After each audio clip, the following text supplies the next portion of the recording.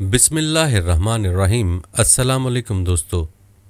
नबी करीम सल्लल्लाहु अलैहि वसल्लम की ज़िंदगी का आखिरी खुतबा बड़ी अहमियत का हामिल है। इस खुतबे को इस्लामी तालीमात का निचोड़ माना जाता है, क्योंकि आप सल्लल्लाहु अलैहि वसल्लम ने इस खुतबे में मुसलमानों को इस्लाम के अहम असूल बतलाए हैं, और आप सल्लल्लाहु अलैहि वसल्लम ने एक तरह से अपनी उम्मत को वसीयत के तौर पर चंद नसीहतें फरमाई हैं। हर मुसलमान के लिए ज़रूरी है कि नबी करीम सल्लल्लाहु अलैहि वसल्लम के इस खुतबा की तालीमात को अपने पल्ले बांध लें और उन पर अमल पैरा होने की मुकम्मल कोशिश करें। याद रहे कि नबी करीम सल्लल्लाहु अलैहि वसल्लम ने अपनी ज़िंदगी का ये अहम खुतबा यौम अरफा के दिन इरशाद फरमाया था। इसलिए आप सल्लल्लाहु अलैहि वसल्लम के खुतबे के साथ साथ आपको यौम अरफा की अहमियत और फ़जीलत के बारे में भी बताएंगे। प्यारे दोस्तों, यौम अरफा की फ़जीलत और अहमियत पर बात करने से पहले आपको नबी करीम सल्लल्लाहु अलैहि वसल्लम के आखिरी खुतबे के अहम पहलुओं से आगाह करते हैं। रिवायात में आता है कि हज के दिन हुजूर सल्लल्लाहु अलैहि वसल्लम अरफा तशरीफ़ लाए और आप सल्लल्लाहु अलैहि वसल्लम ने वहाँ क़याम फरमाया। जब सूरज ढलने लगा तो आप सल्लल्लाहु अलैहि वसल्लम ने अपनी ऊँटनी कस्वा लाने का हुक्म फरमाया। ऊँटनी तैयार करके हाजिर की गई तो आप सल्लल्लाहु अलैहि वसल्लम उस पर सवार होकर बतने वादी में तशरीफ़ फरमा हुए और अपना वो खुतबा इरशाद फरमाया, जिसमें दीन के अहम उमूर बयान फरमाए। फ़ाही हमदल्लाह वसना व इलैहि काइलन ला इलाहा इल्लल्लाहु वहदहु ला शरीका लहू सादका वादहू व नसर अब्दहू वहज़मल अहज़ाब वहदहू। आप सल्लल्लाहु अलैहि वसल्लम ने खुदा की हम्दो सना करते हुए खुतबे की यूं इब्तिदा फरमाई, खुदा के सिवा कोई और माबूद नहीं है, वो यकता है, कोई उसका शरीक नहीं। खुदा ने अपना वादा पूरा किया, उसने अपने बंदे यानी रसूल की मदद फरमाई और तन्हा उसकी ज़ात ने बातिल की सारी मुज्तमा कुव्वतों को ज़ेर किया। लोगों, मेरी बात सुनो। मैं नहीं समझता कि आइंदा कभी हम इस तरह किसी मजलिस में यकजा हो सकेंगे, और गालिबन उस साल के बाद मैं हज न कर सकूंगा। प्यारे दोस्तों, इसके बाद आप सल्लल्लाहु अलैहि वसल्लम ने जो खुतबा दिया उसके अहम नुकात पेशे खिदमत हैं। मसावात इंसानी का तसव्वुर फरमाया। लोगों, अल्लाह ताला का इरशाद है, ए इंसानों, हमने तुम सबको एक ही मर्द औरत से पैदा किया है और तुम्हें जमातों और कबीलों में बांट दिया कि तुम अलग अलग पहचाने जा सको। तुम में ज़्यादा इज्जत और करामत वाला खुदा की नज़रों में वही है जो खुदा से ज़्यादा डरने वाला है। चुनाचे इस आयत की रोशनी में न किसी अरब को अजमी पर कोई फौकियत हासिल है, न किसी अजमी को किसी अरब पर, न काला गोरे से अफजल है, न गोरा काले से। हाँ, बुजुर्गी और फजीलत का कोई मयार है तो वो तकवा है। इंसान सारे ही आदम की औलाद हैं और आदम मट्टी से बनाए गए। अब फजीलत व बरतरी के सारे दावे, खून व माल के सारे मुतालबे और सारे इंतकाम मेरे पांव तले रौंदे जा चुके हैं। बस बैतुल्लाह की तवल्लियत और हाजियों को पानी पिलाने की खिदमतें अला हाल ही बाकी रहेंगी। हकूक़ की अदायगी का हुक्म। फिर आप सल्लल्लाहु अलैहि वसल्लम ने इरशाद फरमाया, कुरैश के लोगों, ऐसा ना हो कि अल्लाह के हुजूर तुम इस तरह हो कि तुम्हारी गर्दनों पर तो दुनिया का बोझ लदा हो और दूसरे लोग सामाने आखरत लेकर पहुँचें, और अगर ऐसा हुआ तो मैं खुदा के सामने तुम्हारे कुछ काम ना आ सकूँगा। नस्ली तफाखुर का खात्मा। कुरैश के लोगों, खुदा ने तुम्हारी झूठी नखुवत को ख़त्म कर डाला और बाप दादा के कारनामों पर तुम्हारे फ़ख्र व मुबाहत की कोई गुंजाइश नहीं। ज़िंदगी का हक। लोगों, तुम्हारे खून व माल और इज़्ज़तें हमेशा के लिए एक दूसरे पर कतन हराम कर दी गई हैं। उन चीज़ों की अहमियत ऐसी ही है जैसी इस दिन की और इस माह मुबारक यानी ज़िलहज की ख़ास कर इस शहर में है। तुम सब खुदा के हुजूर जाओगे और वो तुमसे तुम्हारे आमाल की बाज़ परस फरमाएगा। देखो, कहीं मेरे बात गुमराह ना हो जाना कि आपस में ही कश्तो खून करने लगो। माल के तहफ़्फ़ुज़ का हक़। अगर किसी के पास अमानत रखाई जाए तो वो इस बात का पाबंद है कि अमानत रखवाने वाले को अमानत पहुंचा दे। अफराद मुआशरे का हक़। लोगों, ہر مسلمان دوسرے مسلمان کا بھائی ہے اور سارے مسلمان آپس میں بھائی بھائی ہیں۔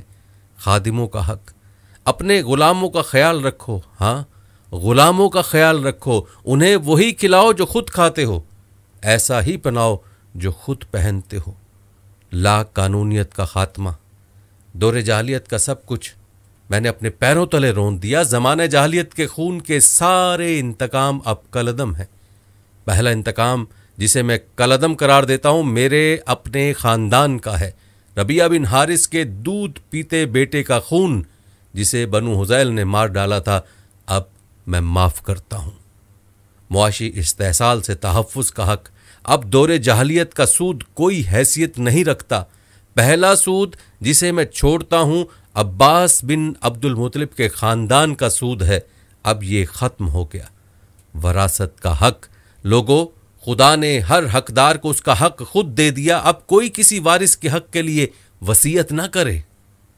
نومولود کے تحفظ نسب کا حق، بچہ اس کی طرف منسوب کیا جائے گا جس کے بستر پر وہ پیدا ہوا، جس پر حرام کاری ثابت ہو اس کی سزا پتھر ہے اور ان کا حساب و کتاب خدا کے ہاں ہوگا۔ معاشرتی شناخت کا حق، جو کوئی اپنے نسب بدلے گا یا کوئی غلام اپنے آقا کے مقابلے میں کسی اور کو اپنا آقا ظاہر کرے گا تو اس پر خدا کی لعنت ہوگی۔ قرض کی وصولی کا حق، قرض قابل ادائیگی ہے، عاریتاً لی ہوئی چیز واپس کرنی چاہیے، تحفے کا بدلہ دینا چاہیے، اور جو کوئی کسی کا ضامن بنے وہ تاوان ادا کرے۔ ملکیت کا حق، کسی کے لیے جائز نہیں ہے کہ وہ اپنے بھائی سے کچھ لے سوائے اس کے جس پر اس کا بھائی راضی ہو اور خوشی خوشی دے، خود پر اور ایک دوسرے پر زیادتی نہ کرو۔ خاوند اور بیوی کے باہمی حقوق، عورت کے لیے جائز نہیں کہ وہ اپنے شوہر کا مال اس کی اجازت کے بغیر کسی کو دے۔ دیکھو تمہارے اوپر تمہاری عورتوں کے کچھ حقوق ہیں، اسی طرح ان پر تمہارے حقوق واجب ہیں۔ عورتوں پر تمہارا یہ حق ہے کہ وہ اپنے پاس کسی ایسے شخص کو نہ بلائیں جسے تم پسند نہیں کرتے، اور وہ کوئی خیانت نہ کریں، کوئی کام کھلی بے حیائی کا نہ کریں، اور اگر وہ ایسا کریں تو خدا کی جانب سے اجازت ہے کہ تم انہیں معمولی جسمانی سزا دو، اور وہ باز آ جائیں تو انہیں اچھی طرح کھلاؤ پلاؤ۔ خواتین کے حق، عورتوں سے بہتر سلوک کرو کیونکہ وہ تو تمہاری پابند ہیں اور خود اپنے لیے وہ کچھ نہیں کر سکتی، چنانچہ ان کے بارے میں خدا کا لحاظ رکھو کہ تم نے انہیں خدا کے نام پر حاصل کیا اور اسی کے نام پر وہ تمہارے لیے حلال ہوئیں۔ لوگو میری بات سمجھ لو، میں نے حق تبلیغ ادا کر دیا، قانون کی اطاعت۔ میں تمہارے درمیان ایک ایسی چیز چھوڑے جاتا ہوں کہ تم کبھی گمراہ نہ ہو سکو گے اگر اس پر قائم رہے، اور وہ خدا کی کتاب ہے۔ اور ہاں دیکھو، دینی معاملات میں غلو سے بچنا کہ تم سے پہلے کے لوگ انہی باتوں کے سبب ہلاک کر دیے گئے۔ قانون کی حکمرانی، شیطان کو اب اس بات کی کوئی توقع نہیں رہ گئی کہ اب اس کی اس شہر میں عبادت کی جائے گی، لیکن اس بات کا امکان ہے کہ ایسے معاملات میں جنہیں تم کم اہمیت دیتے ہو اس کی بات مان لی جائے اور وہ اس پر راضی ہے، اس لیے تم اس سے اپنے دین و ایمان کی حفاظت کرنا۔ اللہ کے حقوق، لوگو اپنے رب کی عبادت کرو، 5 وقت کی نماز ادا کرو، مہینے بھر کے روزے رکھو، اپنے مالوں کی زکوٰۃ خوش دلی کے ساتھ دیتے رہو، اپنے خدا کے گھر کا حج کرو اور اپنے اہل امر کی اطاعت کرو، تو اپنے رب کی جنت میں داخل ہو جاؤ گے۔ انصاف کا حق، آگاہ ہو جاؤ، اب مجرم خود ہی اپنے جرم کا ذمہ دار ہوگا، آگاہ ہو جاؤ، اب نہ باپ کے بدلے بیٹا پکڑا جائے گا اور نہ بیٹے کا بدلہ باپ سے لیا جائے گا۔ عوام الناس کا پیغام ہدایت سے آگہی کا حق، سنو، جو لوگ یہاں موجود ہیں انہیں چاہیے کہ احکام اور یہ باتیں ان لوگوں کو بتا دیں جو یہاں نہیں ہیں۔ ہو سکتا ہے کہ کوئی غیر موجود تم سے زیادہ سمجھنے اور محفوظ رکھنے والا ہو۔ حضور نبی اکرم صلی اللہ علیہ وآلہ وسلم کا حق، اور لوگو تم سے میرے بارے میں خدا کے ہاں سوال کیا جائے گا، بتاؤ تم کیا جواب دو گے؟ لوگوں نے جواب دیا، ہم اس بات کی شہادت دیں گے کہ آپ نے امانت دین پہنچا دی اور آپ نے حق رسالت ادا فرما دیا اور ہماری خیر خواہی فرمائی۔ یہ سن کر حضور صلی اللہ علیہ وآلہ وسلم نے اپنی انگشت شہادت آسماں کی جانب اٹھائی اور لوگوں کی جانب اشارہ کرتے ہوئے 3 مرتبہ دعا فرمائی، خدایا گواہ رہنا، خدایا گواہ رہنا، خدایا گواہ رہنا۔ پیارے دوستو، آپ نے نبی کریم صلی اللہ علیہ وآلہ وسلم کے خطبے کے اہم امور جانے۔ چلیے اب آپ کو یوم عرفہ کی اہمیت اور فضیلت بتاتے ہیں۔ قرآن و حدیث میں ذی الحج کے پہلے 10 ایام اور ان میں بھی یوم عرفہ کی بڑی فضیلت بیان کی گئی ہے، لہٰذا ایک عقل مند انسان کے لیے ضروری ہے کہ ان دنوں کو ضائع نہ کرے اور اپنے لیے آخرت کی زاد راہ تیار کرے۔ اس سفر کے لیے سامان جمع کرے جو انتہائی طویل ترین اور سخت ترین اور مشکل ترین ہے۔ ایسا سفر جس پر سب کو جانا ہے، چاہے کوئی اس کی تیاری کرے یا نہ کرے۔ 9 ذی الحج کا دن اس اعتبار سے بھی نہایت مبارک ہے کہ اس میں حج کا سب سے بڑا رکن وقوف عرفہ ادا ہوتا ہے، اور اس دن بے شمار لوگوں کو بخشش اور مغفرت کی جاتی ہے۔ مگر اللہ تعالیٰ نے اس دن کی برکات سے غیر حاجیوں کو بھی محروم نہیں فرمایا۔ اس دن روزے کی عظیم الشان فضیلت مقرر کر کے سب کو اس دن کی فضیلت سے اپنی شان کے مطابق مستفید ہونے کا موقع عنایت فرمایا۔ یہی وجہ ہے کہ اس دن کا روزہ رکھنے کی تاکید تمام مسلمانوں کو کی گئی ہے۔ پیارے دوستو، یاد رہے کہ عرفہ کی وجہ تسمیہ کے متعلق بہت سے اقوال ہیں، جن میں سے 3 کو علماء کرام نے بطور خاص بیان فرمایا ہے۔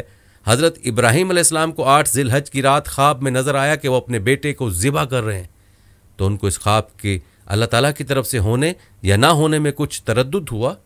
پھر 9 ذی الحج کو دوبارہ یہی خواب نظر آیا تو ان کو یقین ہو گیا کہ یہ خواب اللہ تعالیٰ کی طرف سے ہی ہے۔ چونکہ حضرت ابراہیم کو یہ معرفت اور یقین ذی الحج کو حاصل ہوا تھا، اسی وجہ سے 9 ذی الحج کو یوم عرفہ کہتے ہیں۔ 9 ذی الحج کو حضرت جبرائیل نے حضرت ابراہیم کو تمام مناسک حج سکھلائے تھے۔ وہ اس دوران ان سے پوچھتے، عرفتہ یعنی جو تعلیم میں نے دی ہے کیا تم نے اسے جان لیا؟ حضرت ابراہیم جواب میں کہتے، عرفتو، ہاں میں نے جان لیا۔ آخر کار دونوں کے سوال و جواب میں اس کلمے کا استعمال اس جگہ کی وجہ تسمیہ بن گیا۔ حضرت آدم اور حضرت حوا جنت سے اتر کر اس دنیا میں آئے تو وہ دونوں سب سے پہلے اسی جگہ ملے۔ اس تعارف کی مناسبت سے اس کا نام عرفہ پڑ گیا اور یہ جگہ عرفات کہلائی۔ اور دوستو، جہاں تک بات ہے عرفہ اور قرآن و حدیث کی، تو یاد رہے کہ یہ وہ دن ہے جس دن کی اللہ تعالیٰ نے قسم اٹھائی ہے، اور عظیم الشان اور مرتبہ والی ذات عظیم الشان چیز ہی کی قسم اٹھاتی ہے، اور یہی وہ یوم المشہود ہے جو اللہ تعالیٰ نے اپنے اس فرمان میں کہا ہے، قسم ہے اس دن کی جو حاضر ہوتا ہے اور اس کی کہ جس کے پاس حاضر ہوتے ہیں۔ اور یہ وہی دن ہے جس میں اللہ تعالیٰ نے اولاد آدم سے عہد میثاق لیا تھا، جیسا کہ ابن عباس رضی اللہ تعالیٰ عنہما بیان کرتے ہیں کہ نبی صلی اللہ علیہ وآلہ وسلم نے فرمایا، بلا شبہ اللہ تعالیٰ نے آدم علیہ السلام کی ذریت سے عرفہ میں میثاق لیا، اور آدم علیہ السلام کی پشت سے ساری ذریت نکال کر ذروں کی مانند اپنے سامنے پھیلا دی، اور ان سے آمنے سامنے بات کرتے ہوئے فرمایا، کیا میں تمہارا رب نہیں ہوں؟ سب نے جواب دیا، کیوں نہیں، ہم سب گواہ بنتے ہیں تاکہ تم لوگ قیامت کے روز یوں نہ کہو کہ تم تو اس سے محض بے خبر تھے، یا یوں کہو کہ پہلے شرک تو ہمارے بڑوں نے کیا اور ہم تو ان کے بعد ان کی نسل میں تھے، تو کیا ان غلط راہ والوں کے فعل پر تو ہم کو ہلاکت میں ڈال دے گا؟ سورہ اعراف۔ تو دوستو، یہ اس طرح یہ کتنا ہی عظیم دن اور کتنا ہی عظیم عہد و میثاق ہے، اور اس دن کے بارے میں رسول اللہ صلی اللہ علیہ وآلہ وسلم نے ارشاد فرمایا، ایسا کوئی دن نہیں جس میں شیطان اتنا ذلیل و خوار ہو، حقیر اور غیظ سے پر دیکھا گیا ہو جتنا وہ عرفہ کے دن ہوتا ہے، جبکہ وہ اللہ تعالیٰ کی جانب سے نازل ہوتی ہوئی رحمت اور اس کی طرف سے بڑے بڑے گناہوں کی معافی دیکھتا ہے۔ یاد رہے کہ یوم عرفہ مسلمانوں کی خوشی کا دن ہے، جیسا کہ رسول اللہ نے ارشاد فرمایا، بے شک یوم عرفہ، یوم نحر اور ایام تشریق ہم اہل اسلام کے لیے گویا عید کے دن ہیں، اس لیے کہ ان میں اللہ تعالیٰ کی خصوصی رحمتوں کا نزول ہوتا ہے۔ حضرت عائشہ رضی اللہ عنہا سے روایت ہے کہ قریش اور ان کے ہم مذہب لوگ مزدلفہ میں ٹھہرا کرتے تھے اور اس قیام کو حمص کہتے تھے، اور باقی تمام عرب کے لوگ بھی عرفات میں ٹھہرتے تھے۔ جب دین اسلام آیا تو اللہ تعالیٰ نے اپنے نبی پاک کو حکم دیا کہ وہ عرفات میں جائیں اور وہاں ٹھہریں اور پھر وہاں سے واپس ہوں۔ دوستو یاد رہے کہ وقوف عرفہ کی اہمیت ہے۔ وقوف عرفات یعنی 9 ذی الحج کو ہر حاجی کا میدان عرفات میں پہنچنا اس کے حج کی ادائیگی کے سلسلے میں سب سے بڑا رکن ہے جس کے بغیر حج نہیں ہوتا۔ چنانچہ حج کے 2 رکنوں طواف الاضافہ اور وقوف عرفات میں وقوف عرفات چونکہ حج کا سب سے بڑا رکن ہے، اس لیے اگر یہ ترک ہو گیا تو حج ہی نہیں ہوگا۔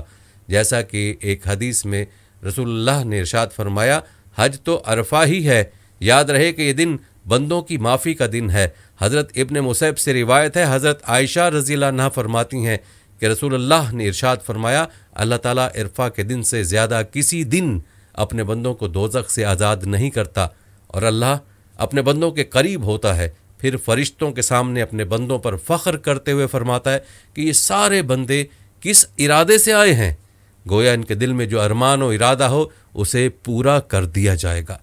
حضرت ابو ہریرہ رضی اللہ عنہ سے ایک روایت میں یہ الفاظ وارد ہوئے ہیں، بے شک اللہ تعالیٰ اہل عرفات کے سبب آسمان والوں یعنی فرشتوں پر فخر فرماتا ہے اور ان سے کہتا ہے کہ میرے ان بندوں کو دیکھو، یہ میرے حضور پراگندہ بال اور گرد آلود آئے ہیں۔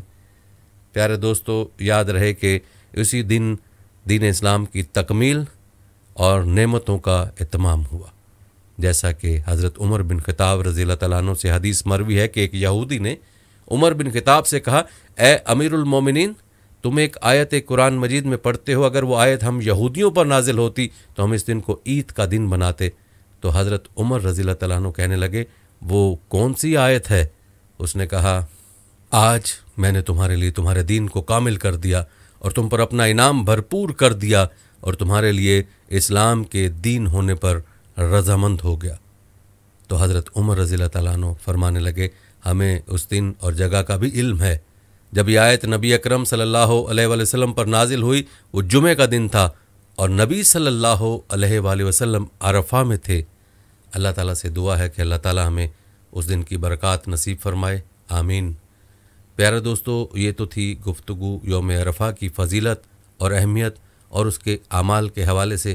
چلیے اب آپ کو نبی کریم صلی اللہ علیہ وآلہ وسلم کا وہ خطبہ سناتے ہیں جو آپ صلی اللہ علیہ وآلہ وسلم نے اس دن اپنی امت کو دیا، جس میں اللہ کے پیارے نبی صلی اللہ علیہ وآلہ وسلم نے انتہائی اہم امور کے بارے میں اپنی امت کو خبردار کیا ہے۔